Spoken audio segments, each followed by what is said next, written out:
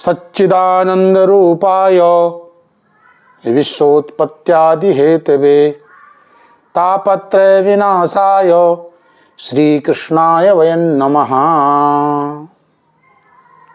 आज राधाष्टमी है। कुछ लोग कल भी राधाष्टमी मनाएंगे। आज से महालक्ष्मी व्रत जो लगातार 16 दिन चलने वाला है, 16 दिवसीय महालक्ष्मी व्रत का आरंभ हो जाएगा, जो आश्विन कृष्ण अष्टमी को समाप्त होगा। आज लक्ष्मी की बड़ी बहन जिनका नाम ज्येष्ठा है, दरिद्रता है, उनका भी मध्याह्न काल में पूजन होता है। और आज ही के दिन अनंत कोटि ब्रह्मांड नायिका राधा रानी वृषभानु नंदिनी का अवतरण दिवस है। राधा और कृष्ण और राधा में कोई भेद नहीं है। एक ही तत्व दो रूप में विभक्त होकर हमारे सामने उपस्थित होता है।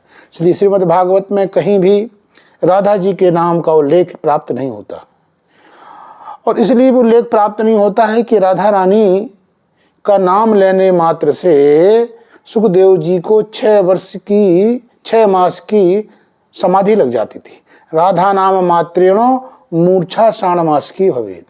और कहते हैं राधा रानी उनके गुरु महाराज थे, तो आत्मा नाम और गुरु का नाम व्यक्ति को नहीं लेना चाहिए, इसलिए उनके नाम का उल्लेख वहाँ प्राप्त नहीं होता है।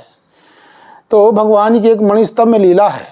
उस लीला में भगवान ने देखा कि मैं इतना सुंदर हूँ, तो अपने सौंदर्य को देख करके भगवान स्वयं मुग्ध हो गए। तो उनके अंदर चिकीर्षा उत्पन्न हुई, और जब चिकीर्षा उत्पन्न हुई, इच्छा उत्पन्न हुई, तो एक से वो 2 हो गए। अहमपि परुभोक्तुम कामये राधिके वो।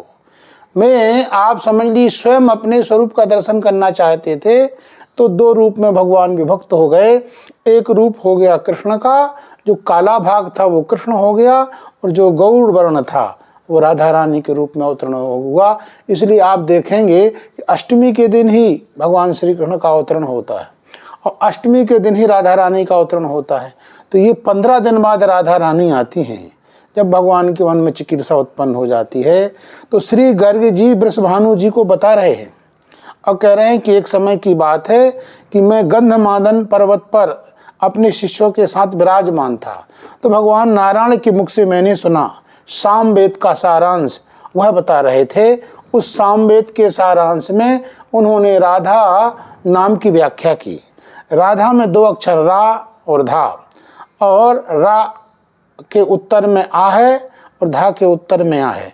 तो रम्या तु रकारा स्यात् अकारस्त्वादि गोपिका, धकारो धरया ही स्यात् अकारो विरजा नदी।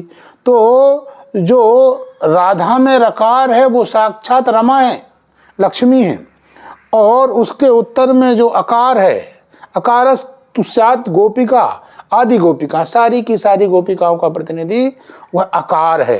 धकारो धरया ही स्यात्, और धकार जो है ये साक्षात आप समझ लीजिए भूदेवी है। भगवान की 2 ही तो श्रीमती थी, एक लक्ष्मी श्रीदेवी और एक भूदेवी। तो धकार भूदेवी का स्वरूप है। धकारो ही धरया स्यात् अकारो विरजा नदी, और अकार जो है धकारोत्तरवर्ती अकार है, वह विरजा नदी है। तो आप समझ लीजिए चारों, और कहते हैं भगवान की 4 ही पत्नियां थीं, भू श्री विरजा और लीला। लीला भी भगवान की पत्नी है, भू भी भगवान की पत्नी है, श्री भी भगवान की पत्नी है, और विरजा नदी भी भगवान की पत्नी है। भगवान का जो तेज था, भगवान श्री कृष्ण का, ये 4 रूपों में विभक्त हुआ, चतुर्धा तेज था। और ये चारों का तेज, सबका सब तेज कुंज भवन में जाकर श्री राधिका रानी के विग्रह में लीन हो गया। इसलिए विज्ञजन, समाज के सभ्य लोग, विद्वान लोग ये कहते हैं कि श्री राधा को परिपूर्णतमा तत्व कहते हैं, कि राधा परिपूर्णतमा है। तो जो मनुष्य बारंबार राधा कृष्ण के इस नाम का उच्चारण करते हैं, उन्हें चारों पदार्थों की प्राप्ति हो जाती है। चारों पदार्थों की प्राप्ति तो छोड़िए, साक्षात भगवान श्री कृष्ण उनको स्वयं प्राप्त हो जाते हैं। बोलो राधा कृष्ण भगवान की।